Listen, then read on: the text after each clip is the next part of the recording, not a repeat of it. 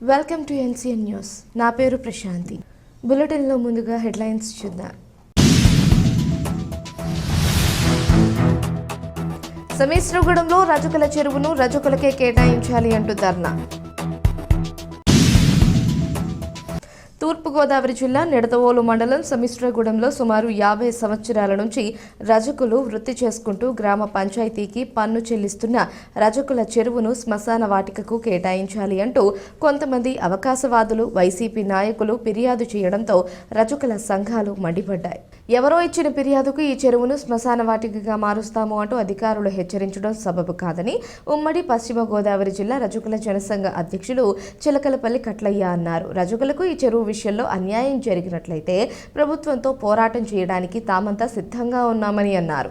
ఈ కార్యక్రమంలో జనసేన నాయకులు ఎండి అక్రమ్ మాట్లాడుతూ ఇదే విషయంపై రాష్ట్ర మంత్రి కందుల దుర్గేష్, కొవ్వూరు ఆర్డీఓ, నిడదవోలు తహసీల్దార్ దృష్టికి తీసుకువెళ్లామని, రజకులకు ఈ కూటమి ప్రభుత్వం సపోర్టుగా ఉంటుందని చెప్పారని అన్నారు. అనంతరం నిడదవోలు తహసీల్దార్కు వినతి పత్రం సమర్పించారు. ఈ కార్యక్రమంలో జనసేన నాయకులు ఎండి అక్రమ్, ఉప్పులూరు రామ్మోహన్, టీడీపీ నేతలు గోగినేని శ్రీనివాసరావు, జిల్లా రజక సంఘం ఉపాధ్యక్షులు ఆవిడ సుబ్రహ్మణ్యం, గ్రామ రజక సంఘ నాయకులు కండ్రిగ ఏడుకొండలు, బిక్కవోలు సత్యనారాయణ, కండ్రిగ శ్రీను, ఏ రామకృష్ణ, అత్తిలి రాము, కండ్రిగ బాబ్జీ, కట్టుంగ సత్యబాబులతో పాటు ఉమ్మడి జిల్లా రజక నేతలు కొమ్మంటి మురళి, బి శ్రీనివాస్ తదితరులు పాల్గొన్నారు.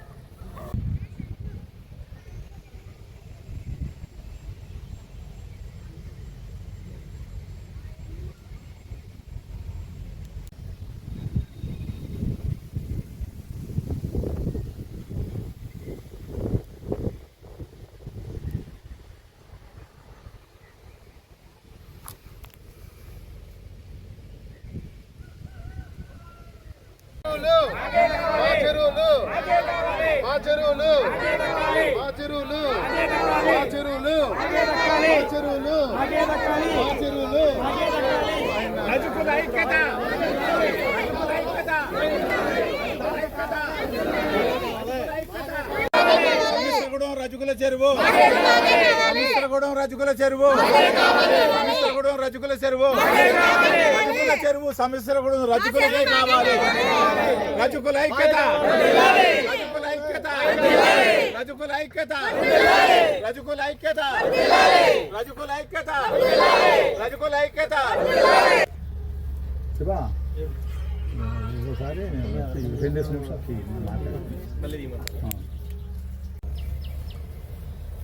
ఈరోజు ఉమ్మడి పశ్చిమ గోదావరి జిల్లా నిడదవోలు నియోజకవర్గం సమీశ్వరగూడెం అనే గ్రామంలో అనాదిగా 45-50 ఏళ్ళ నుంచి వృత్తి చేసుకుంటున్న రజకుల చెరువు పిల్లలకు ఈ చెరువు దగ్గరికి మేము రావడం జరిగింది. రాష్ట్ర ప్రభుత్వం రజకుల సంక్షేమం గురించి వారికి వృత్తిపరమైన చెరువు తప్పనిసరిగా ప్రతి గ్రామ పంచాయతీలోనూ కేటాయించమని ఆదేశాలు ఇచ్చి ఇప్పటికి 80 సంవత్సరాలైనా అనేక గ్రామ పంచాయతీలు రాజకీయ కారణాల వల్ల కొన్ని చోట్ల రజకులను తీవ్రమైన ఇబ్బందులు పాలు చేస్తున్నారు. ఇది దురదృష్టకరమైన విషయం. అయితే 892 జీవో 24/9/54లోను, అదేవిధంగా 343 జీవో 10/4/78లోను ఇచ్చినప్పటికీ కూడా సుమారు 20 మంది కలెక్టర్లు కూడా అనేక రకాలైన ఆదేశాలు ఇచ్చినప్పుడు కూడా గ్రామ పంచాయతీలు దాంట్లో ఉండే కొంతమంది పెద్దదారులు మమ్మల్ని తీవ్రమైన ఇబ్బందులు పాలు చేస్తున్నారు. అయితే ఈ ఉమ్మడి జిల్లాలో 997 గ్రామాలు ఉంటుండగా 300 గ్రామాలకే చెరువులు ఇవ్వటం, తత్మ గ్రామాలకు చెరువులు ఇవ్వకపోవటం, చెరువు అడిగితే యారా మీకు చెరువు ఎందుకురా, నువ్వు నాకు చేసావా, నువ్వు నాకు చేయలేదు, మీకెందుకు ఇవ్వాలనే ఆలోచనలో ఉంటూ ప్రభుత్వాదేశాలను ధిక్కరిస్తూ ఆదేశాల్లో కూడా కొంతమంది అధికారులు కూడా రాజకీయ నాయకులు తొత్తు అవ్వటం వల్ల మాకు చాలా ఇబ్బంది కలుగుతుంది. అయితే ఉండి నియోజకవర్గం కాళ్ళ మండలం పెదమెరంలో మన డిప్యూటీ సీఎం గౌరవనీయులు పవన్ కళ్యాణ్ గారు వారి ఆహ్వానం మేరకు నన్ను కబురు పంపించారు. నేను ఆయన ప్రత్యేకమైన గదిలో ఒక 25 నిమిషాలు రజకుల సమస్యల గురించి మాట్లాడడం, తర్వాత స్టేజీ మీద కూడా నేను మాట్లాడటం జరిగింది. అయితే మేము అడగడం రజకుల చెరువుల మీద మాన్యువల్ రైట్స్ ఇప్పించాలనే విషయం, రజకుల మీద గ్రామాలలో ఒలే సుబ్బి, ఒలే సచ్చిగా, ఒరే సచ్చిగా, ఒలే ఎంకే అనే పిలుపులు పిలుస్తున్నారు, సాకల సచ్చిగా అని. ఇటువంటి మటుకు పిలిస్తే మేము ఒప్పుకోకూడదు. అప్పుడు తెలుగుదేశం ప్రభుత్వంలో జీవో 38 తీసుకొచ్చి ఎవరైతే ఆ విధంగా పిలిచారో సాక్షిని పెడితే 18 ఐపీసీ ఇండియన్ పెనల్ కోడ్ 1869 ప్రకారంగా వాళ్ళని అరెస్ట్ చేసి జైలుకి వెళ్ళమనే ఆదేశాలు కూడా ఇవ్వడం జరిగింది. ఈ విషయాలు కూడా మీరు ఇంప్లిమెంట్ చేయాలి. ఏ విధంగా ఇంప్లిమెంట్ చేస్తారంటే, మాకు ఇప్పుడు ఉదయలక్ష్మి బీసీ వెల్ఫేర్ కమిషనర్ గారు ఇస్తూ డైరెక్ట్ ఆల్ కలెక్టర్స్కి ఇచ్చారు. ఈ కలెక్టర్స్ కాకుండా డైరెక్టర్ జనరల్ ఆఫ్ పోలీస్కి ఇస్తూ ఆల్ ఎస్పీలకు ఇవ్వాలని మేము రిప్రజెంటేషన్ పెట్టాం. అదేవిధంగా మీరు ఆ ఉపకారం చేసి పెట్టాలని చెప్పారు. He has given the deputy CM honourable Shri Pawan Kalyan garu has given the assurance to me, we have given the orders. మన ప్రభుత్వం వస్తే నేను తప్పనిసరిగా సహకారం చేస్తారని అన్నారు. ఇప్పుడు పంచాయతీరాజ్ మంత్రివర్యులు కాబట్టి, ఇప్పుడు మన ఎమ్మెల్యే గారు కూడా ఇదే కాబట్టి తప్పనిసరిగా మాకు సహకారం చేస్తారని పూర్తి విశ్వాసంతో ఉన్నాం. ఈరోజు ఈ సమస్య రజకులకు చెరువు ఇచ్చారు సుమారు 40-50 ఏళ్ల క్రితం. అప్పుల్లో గ్రామ పంచాయతీ ఏమొస్తుంది, ప్రభుత్వాదేశాల ప్రకారంగా ఈ చెరువును రజకులకు ఇస్తూ గ్రామ పంచాయతీ తీర్మానం చేసింది.